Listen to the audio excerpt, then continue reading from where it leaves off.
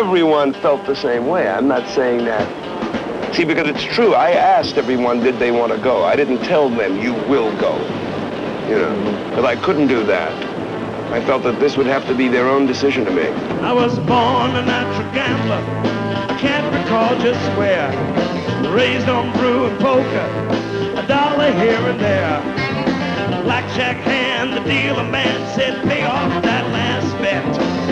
Bad cards at 21, it's all I ever get. Go down gambling. Say it when you're running low.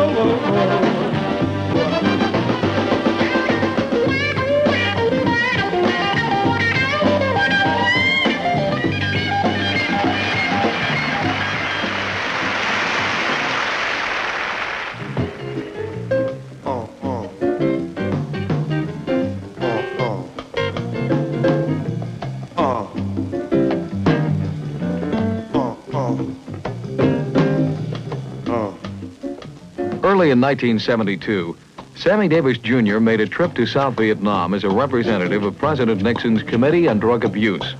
His objectives were to observe the military drug rehabilitation program, to talk with the troops, to report on race relations, and of course to entertain. When he returned from Vietnam, we asked him if it was anything like he expected. No. A couple of things you could say you expected to happen. But the warmth of the guys, I'm not talking about for the show, I'm talking about on a one-to-one basis. I didn't know how they would react to me. The knowledge that I learned about the military, because I haven't been around a lot of military since I was in the Army myself, which was in the 40s. That was absolutely illuminating to me. I know it sounds like a lot of hogwash or something else if we weren't on television, I could say. But it's true, you know, the Army, being an establishment of its own, it is very hard to make a step forward, to change things, because it is a system. But when I see the changes in the Army and the military between 1943 and 1970, I am amazed, because I thought it had made half that kind of a step, if that much. But it is just so much better than I ever expected. I cannot repeat that enough. If you're going to ask me, is the Army a country club? Hell no. Is it going to be a drag on the average cat that's on the street, whether he be black or white, to get into the military? I say, yes, it is, because we live in a society that promotes total freedom. But everybody better thank God that the military has its head where it is and is trying to improve itself, as opposed to where it was before. This is all I'm saying.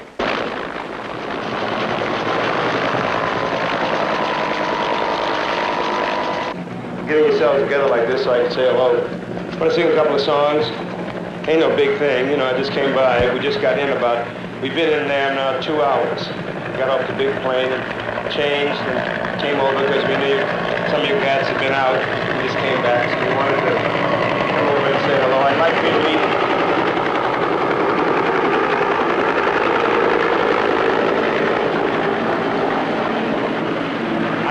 to meet my wife, who made the trip with me. Honey, come up here and take a bow. Come on up. This is my wife. This is Alvin Bees. This is Jenny. Sit down. Can I get this microphone? Would you excuse me? Incidentally, I didn't run into one officer or one enlisted man who said, oh boy, I'm glad to be here. No one is. But I do think that I saw a spirit of, hey man, I'm here, I'm gonna try to make the best of it. But once they're there, what I'm saying is that 80 or 90% of the cats I saw that even had that attitude of I don't want to be there was doing their job, man. And that I didn't think I'd see. I didn't hear, you know, the worst kind of negative thing, except that, hey man, it shows a bitch to be here. But bitching in the Army is part of the military, man. There's no fun in being in the Army if you can't bitch about it. But what I'm saying is the soldier today has more recourse. He has more avenues to make vocal the complaints, because somebody's listening. The drug problem is example one. Somebody listened to somebody, and suddenly there are programs being done in the military. But I do have to be honest and say the military establishment is 10 times ahead of the civilian program that I've run into, that I'm involved with. Because of his interest and involvement in solving the drug problem in the States, Sammy Davis was very much at home talking and listening to military drug patients in addition to entertaining them. Patients in the drug rehabilitation centers felt more comfortable speaking with Sammy Davis without the presence of film cameras. But these scenes give us a good idea of how the program works. Delivered rations in the morning from 8 to 11. And I was off for the rest of the day and there was nothing to do. So I just sat around the house and got messed up. That's really about, well, what it's really about is just a big time passer. Where you get within yourself, I mean, you don't care about anybody, the people back home. You just cut off everything with, like, you don't write home, like I didn't write home or nothing. And you know, like, I mean, people would write me and I still wouldn't write them back. I didn't care. I won't go back to using heroin. I think that most guys who maybe have lit up 2 or 3 joints at home and cooled it didn't know what they were getting into when they lit up something, what it was laced with, what it was done, and so before you knew it, man, they were hooked.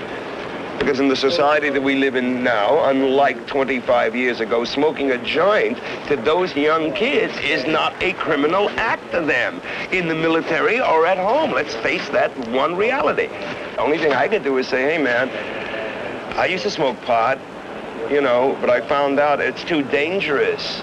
Meaning, both ways. It's dangerous legally. It's dangerous because the average young cat, man, whatever he wants to contribute, even if he's a dissident, he'll be so messed up by drugs that he won't even be able to say right on. What you get out of it, it's not really worth it. I mean, I can get more out of grass, smoking grass, because I know I'm not going to get hooked on it. I can still get a good high.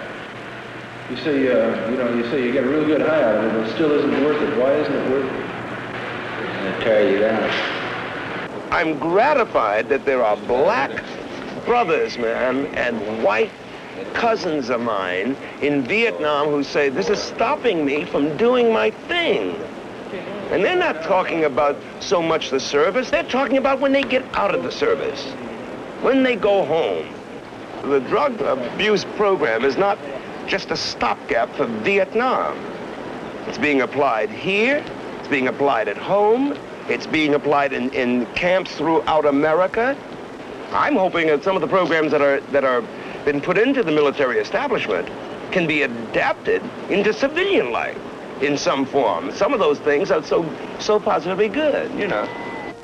God bless the child, talking about the child, the black child, the white child, the brown child, the yellow child, the starving child, the naked child, the hungry child, and all y'all, that guy is a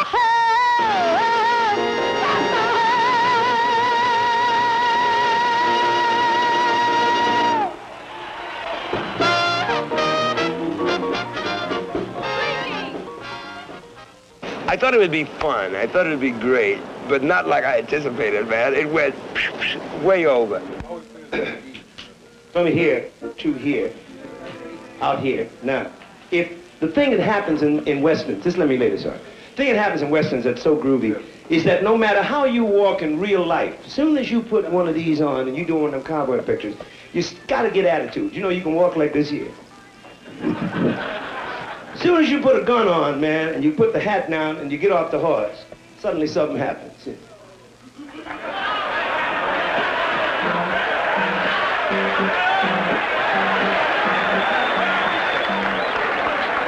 Now, I happen to be one of my many distinctions, and one I'm very proud of. I was the first black cowboy in America on television. Really was? Okay. Did a story about the Buffalo Soldiers.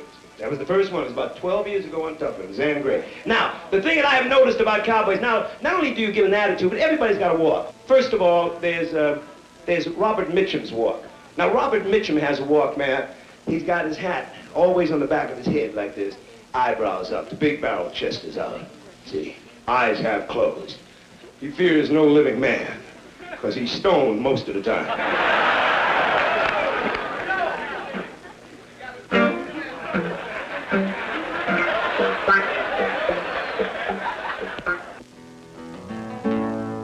This is my song,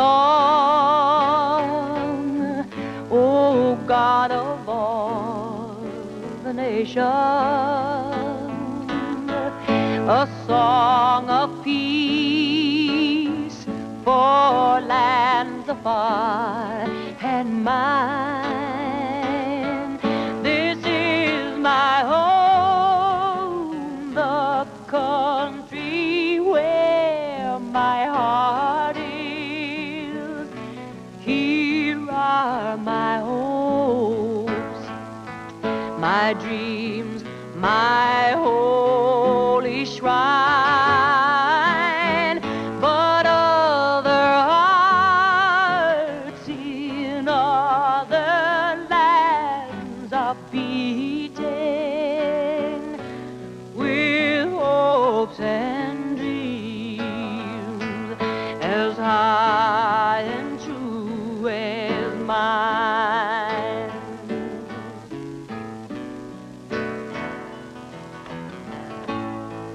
My country sky.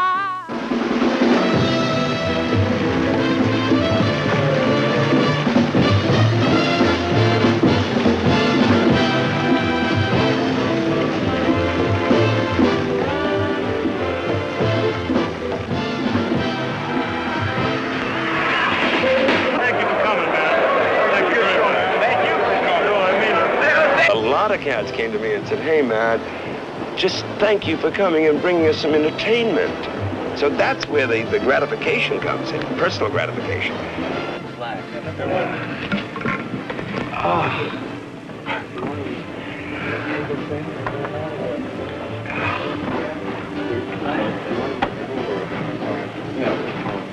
Yeah, why don't we just Go for me in the middle. Stu Candell. Hello, Stu. We've got a couple of ideas for programs, and we'll let you decide. We've got a couple of crew members that we can have either sitting here talking to you, asking you questions, rapping with you, or we can have anybody you like. This is for Sam. We're going to put a movie for you. You know, I didn't see an Imitation of Life, but I had to go on the stage. This is the ending. Missed half of Flip Wilson, man. Why don't you have him? I tried that. He wouldn't do that. No, no chance. I'm so tired, man. I ain't a Sesame Line. I've been up since 5:30 this morning. Yes, Sesame Line. Can I just sit here, please? I look high, I look low, I look everywhere I go, 'cause folks, I'm looking for a home in the heart of the country. Gonna move, I'm gonna go, I'm gonna tell everyone that I know, that I'm looking for a home in the heart of the country. Heart of I just want to let you know that we not only brought something for the brothers, we brought something for the cousins. We did not come here absolutely alone. Down in the crap game, losing at roulette. No holes in my Keno card is all I ever get. I've been called a natural lover by some ladies over there, but I'm just a natural loser, and I try to do my share. Go down gambling, singing when you're running low. Go down gambling, you may never have to go. Go down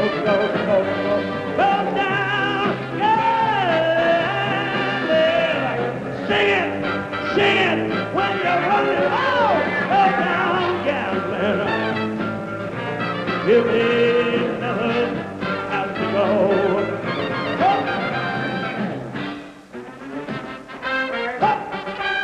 Get it now, kick it.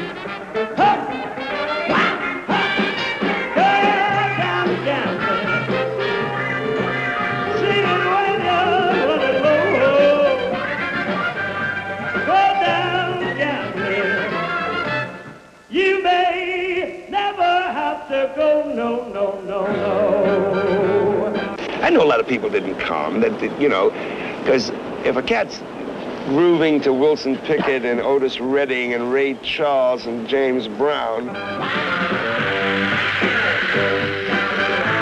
then Sammy Davis Jr. is not his cup of tea in terms of buying my records.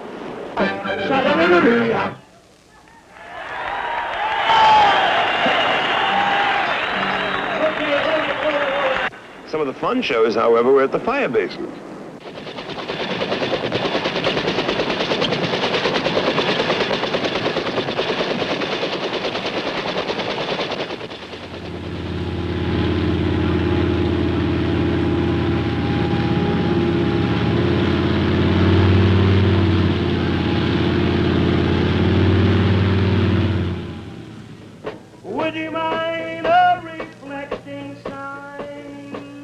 There were problems working at remote locations, such as an inadequate power source for electric guitars and other instruments required by most entertainers today.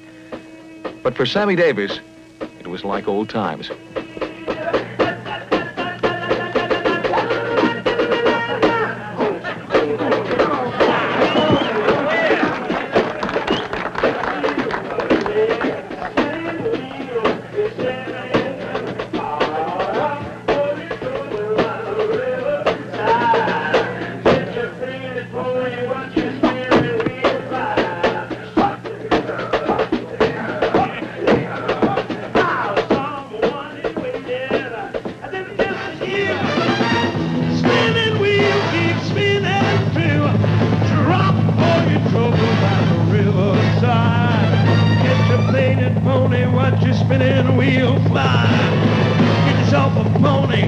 Watch it fly. Make us about as close as I'm gonna get to it, baby. Peace. The young black man today in America finds himself in the best of times and the worst of times. He can voice a lot of opinions. He can have this great communication between blacks, which is as it should be. To get that applied in the military is very difficult. But it is being applied. If I saw none of the things that I saw, if I didn't see cats doing the dap, if I didn't see this linkage of communication from black to black, then I'd be worried about it, because I'd say, those cats will never fit into the society when they go back out.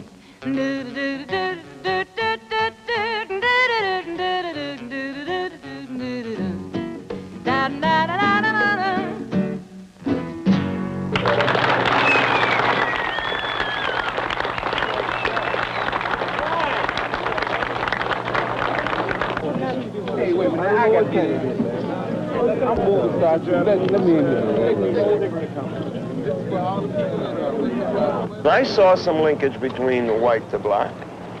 I saw it out in the fire bases, man. I really did.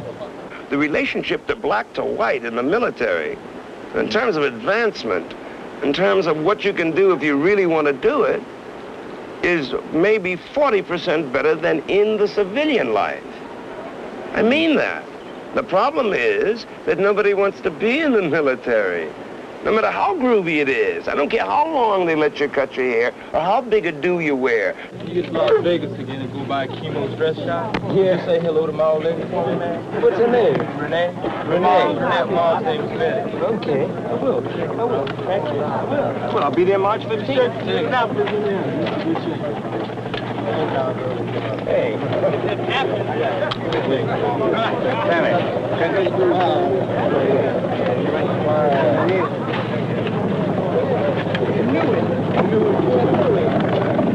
I guess it was a good show. It was no show. It's just coming over to say I love, man. That's all. Okay, man. Goodbye. I tell you that there's a problem that exists in our world about drugs. But you better deal with it. Deal with it honestly. Everybody now. Hey! Oh! Ha! Ha! Ha! Ha! It's all right. Baby, it's all right. Baby, it's all right. Baby, it's all right. Yes! Lord, now, a little Ray Charles tribute can't be too bad.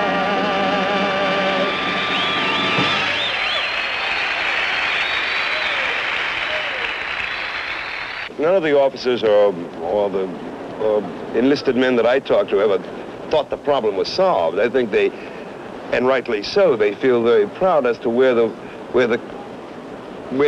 movement is now. But knowing full well that there's a mountain that you got to climb.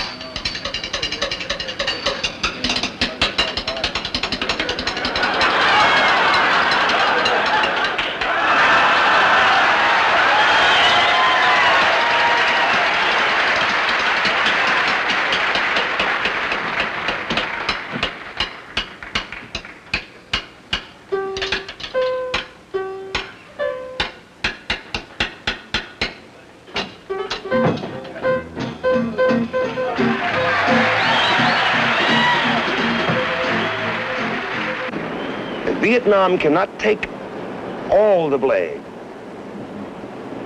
Because if it is, why do we have that so big a drug problem in New York City?